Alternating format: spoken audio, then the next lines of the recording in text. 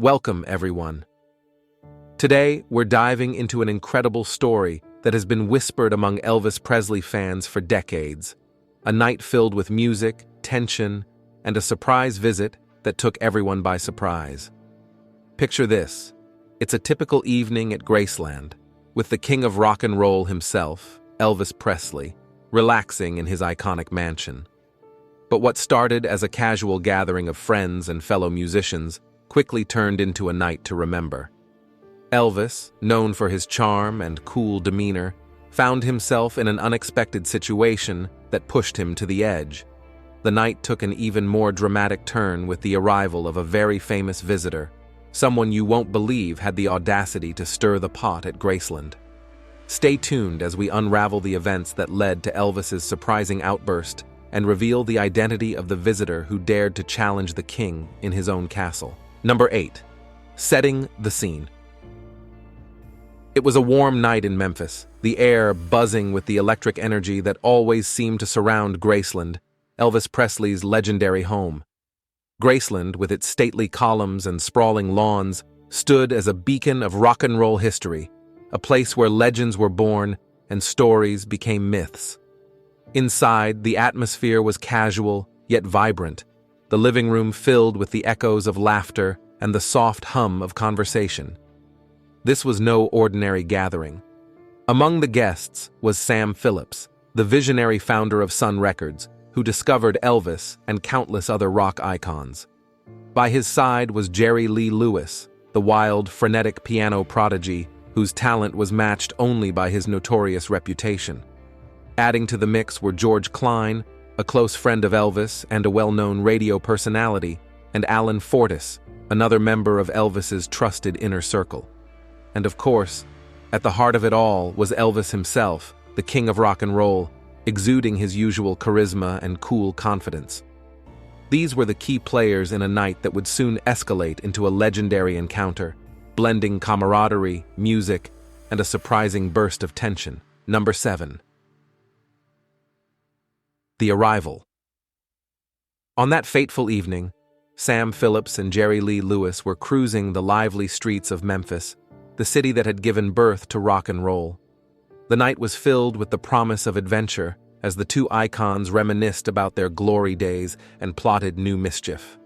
As they drove through the neon-lit avenues, a thought struck Sam. Why not drop by Graceland and see if Elvis was up for some late-night fun? With a mischievous grin, Sam picked up the car phone and dialed Graceland. On the other end of the line, George Klein, one of Elvis's closest friends, answered. After a brief exchange of pleasantries, Sam got straight to the point. "Is Elvis around? Think he'd be cool with us coming over?" George relayed the message to Elvis, who, always up for a spontaneous gathering, gave an enthusiastic yes. "Come on over," he said. With the invitation secured, Sam and Jerry Lee couldn't contain their excitement. They headed straight for Graceland, eager to share stories, play music, and perhaps, unknowingly, set the stage for one of the most unforgettable nights in rock and roll history. Number 6. The Jam Session. The scene inside Graceland's living room was nothing short of magical. The room, adorned with plush furnishings and the glow of elegant lamps, was alive with the camaraderie of close friends and legendary musicians. Elvis Presley, with his effortless charisma, took his place near the grand piano, while Jerry Lee Lewis, the wild and gifted pianist, settled in on the other side. The air was thick with anticipation, as everyone knew they were about to witness something extraordinary. Elvis, ever the gracious host, kicked things off, his fingers dancing over the keys with a mix of precision and soul. Jerry Lee, not to be outdone, followed suit, and soon the room was filled with a symphony of rock and roll brilliance. They played off each other seamlessly, each taking turns to lead and then blend their styles in a harmonious duel of melodies. Elvis would take a classic Jerry Lee tune and make it his own, his rich voice adding a new dimension to the familiar notes. Jerry Lee, with his frenetic energy, would then tackle an Elvis hit, injecting it with his own brand of fiery piano playing. Their interaction was a mesmerizing dance of mutual respect and playful competition. Laughter echoed through the room as they challenged each other with increasingly complex riffs and impromptu song requests. Alan Fortas and George Klein, watching in awe, couldn't help but cheer them on, feeding the electric atmosphere with their enthusiasm. It was a rare and intimate concert, a moment where two giants of rock and roll shared their love for music in its purest form. As the night wore on, the boundaries between performer and friend blurred, creating an unforgettable tapestry of music and camaraderie. Number 5.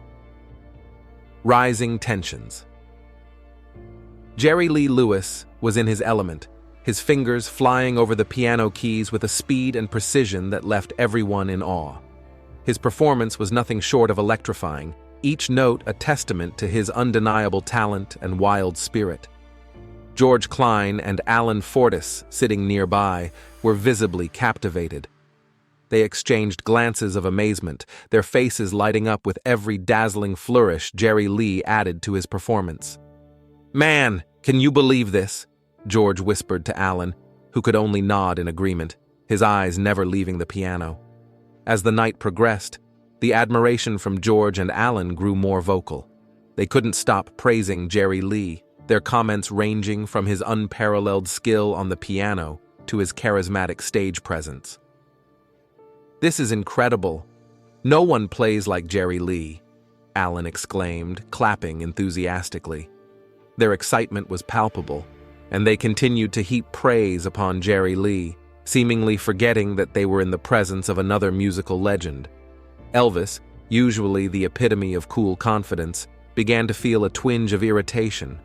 At first, he masked it with a polite smile, but as the compliments for Jerry Lee piled up, his annoyance became harder to hide. Elvis had always been a generous performer, often sharing the spotlight, but tonight felt different. The adulation directed at Jerry Lee felt excessive, almost dismissive of his own contributions. The subtle shift in the room's energy did not escape him, and the once joyful jam session started to feel like a competition he hadn't signed up for. He watched as Jerry Lee soaked up the admiration, his own feelings of unease growing with each passing minute. Elvis knew that Jerry Lee was an exceptional pianist, but he couldn't help but feel overshadowed in his own home. The tension built up silently, a contrast to the lively music filling the room. It was a rare moment where Elvis, the king of rock and roll, felt like a spectator rather than the star, and it gnawed at him. As George and Alan continued their effusive praise, Elvis's irritation simmered just beneath the surface, waiting for a moment to boil over. Number 4. The breaking point.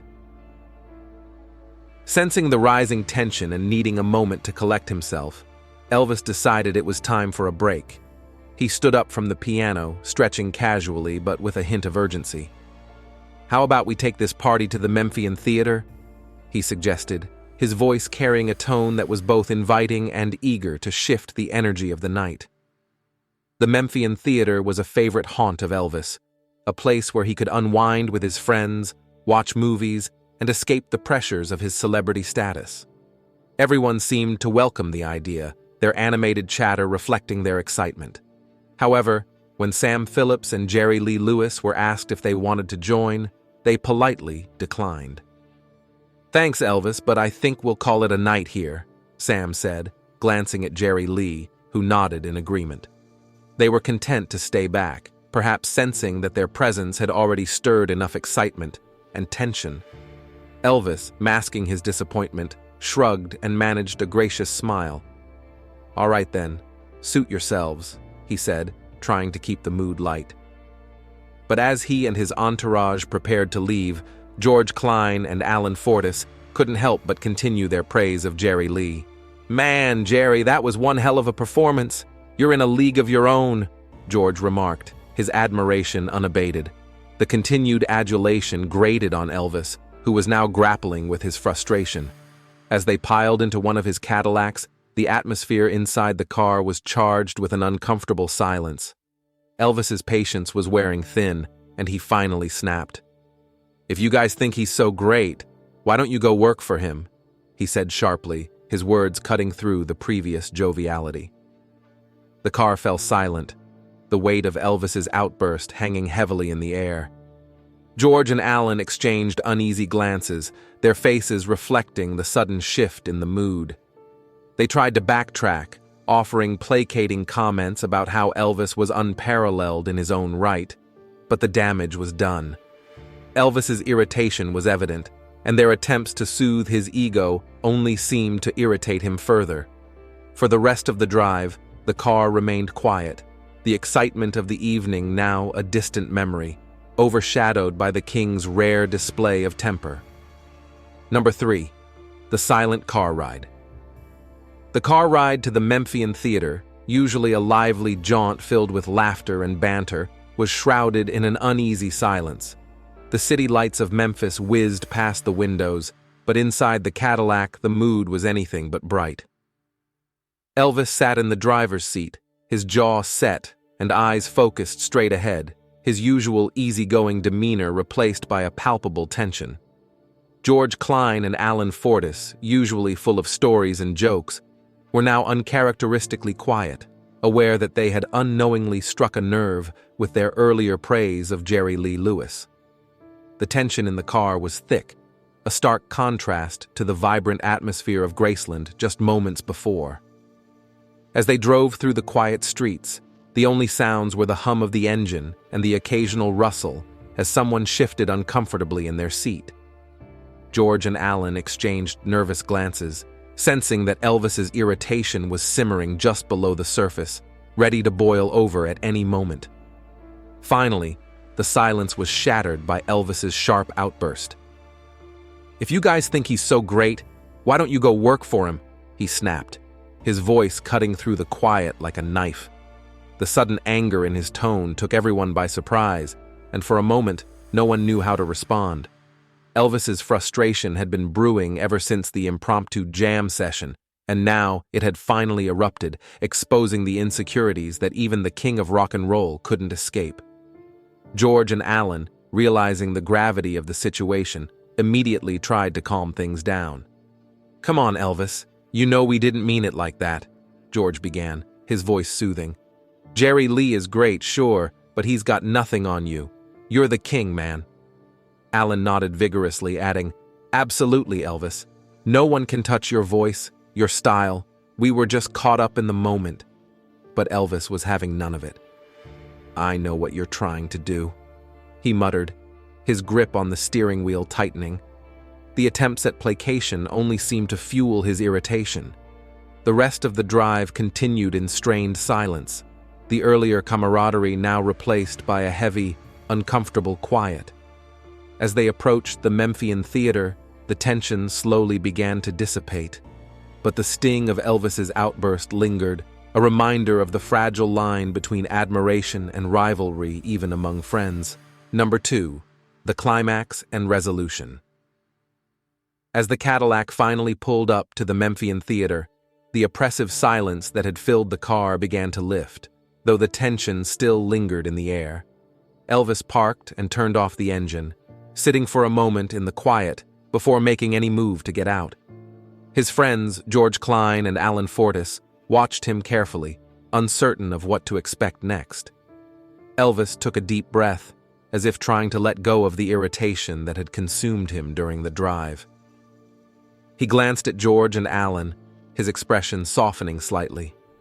Without a word, Elvis opened his door and stepped out, the others following suit. As they walked towards the entrance of the theater, Alan, unable to help himself, broke the silence with a hesitant chuckle. "You know, Elvis, that Jerry Lee can really play," he said, his voice laced with nervous humor. For a split second, the tension hung in the air, but then something miraculous happened. Elvis stopped, looked at Alan, and burst into laughter. The others joined in, relieved to see the king's mood finally lightening. The laughter was infectious, breaking the last remnants of the evening's unease. Elvis's anger melted away, replaced by his usual good-natured demeanor. "Yeah, he can play," Elvis admitted with a grin, "but he's got nothing on the king." The humor in his voice was unmistakable, and the earlier irritation was now just a fading memory. As they entered the Memphian, the conversation turned to lighter topics, the camaraderie restored. They found their seats, and as the lights dimmed, Elvis leaned back, the earlier events of the night already being reframed in his mind. Reflecting on the incident, Elvis realized it wasn't just about Jerry Lee's talent, but also about his own insecurities and the pressures of living up to his legendary status. He knew that moments of doubt were natural, even for someone as iconic as himself. George and Alan, too, reflected on the night, understanding that their admiration for Jerry Lee had unintentionally stung their friend. They vowed to be more mindful in the future, ensuring their praise never undermined Elvis's confidence. The night had been a lesson for all of them, a reminder of the complexities of friendship and the delicate balance of ego and admiration. As the movie started, Elvis glanced at his friends and smiled. The tension was gone, replaced by the comfort of knowing that, despite everything, their bond remained strong. The night had been a whirlwind of emotions, but in the end, it had only brought them closer.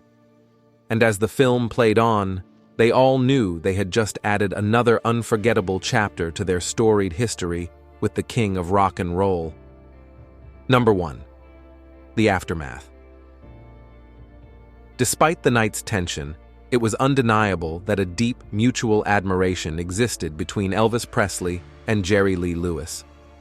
Both legends, who had emerged from the same crucible of Southern rock and roll, held a profound respect for each other's talents.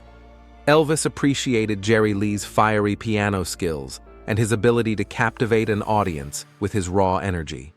Jerry Lee, on the other hand, admired Elvis's smooth voice, his unparalleled stage presence, and his ability to reinvent himself time and time again. They were like two sides of the same coin, each possessing a unique charisma that had helped define an era. However, their careers had taken very different paths.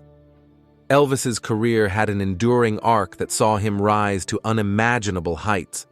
From his early days at Sun Records to his worldwide fame, Elvis remained a dominant force in music and pop culture. He had numerous hit records, groundbreaking performances, and a loyal fan base that spanned generations. Even in his later years, his comeback performances in Las Vegas and his televised concerts drew massive audiences, solidifying his legacy as the king of rock and roll. In contrast, Jerry Lee's journey was more tumultuous. Despite his extraordinary talent, his career was marred by personal scandals and controversies. His marriage to his 13-year-old cousin, Myra Gale Brown, in 1957, had a devastating impact on his popularity, particularly in conservative America. Although Jerry Lee continued to perform and had success with country music in the 1970s, he never quite regained the universal acclaim he enjoyed early in his career. His struggles with addiction and personal demons further complicated his professional life, creating a stark contrast to Elvis's more steady, albeit pressure-filled, trajectory. The real source of jealousy, however, lay deeper than simple career comparisons. Jerry Lee's envy stemmed from the broader public and critical adoration Elvis received. While Jerry Lee was undoubtedly a musical genius, he couldn't escape the shadow of Elvis's overwhelming success and cultural impact. Elvis, with his boy-next-door charm and versatile talent, had become a global icon, whereas Jerry Lee was often remembered as the bad boy of rock and roll. This dynamic was a constant undercurrent in their relationship, one that flared up in moments of personal interaction.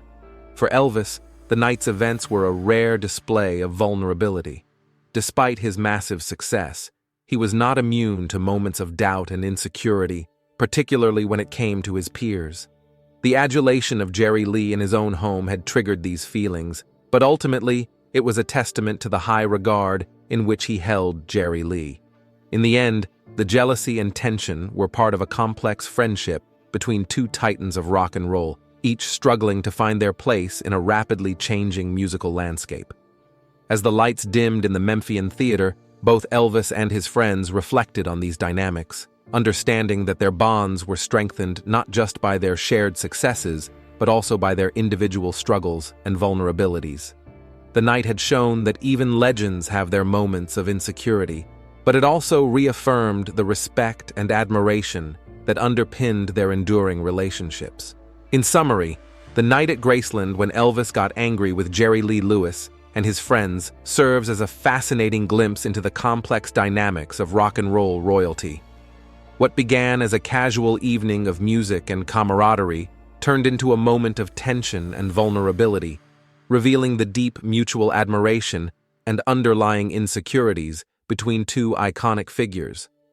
Reflecting on this story, we see how even the greatest legends grapple with their own doubts and the pressures of their fame.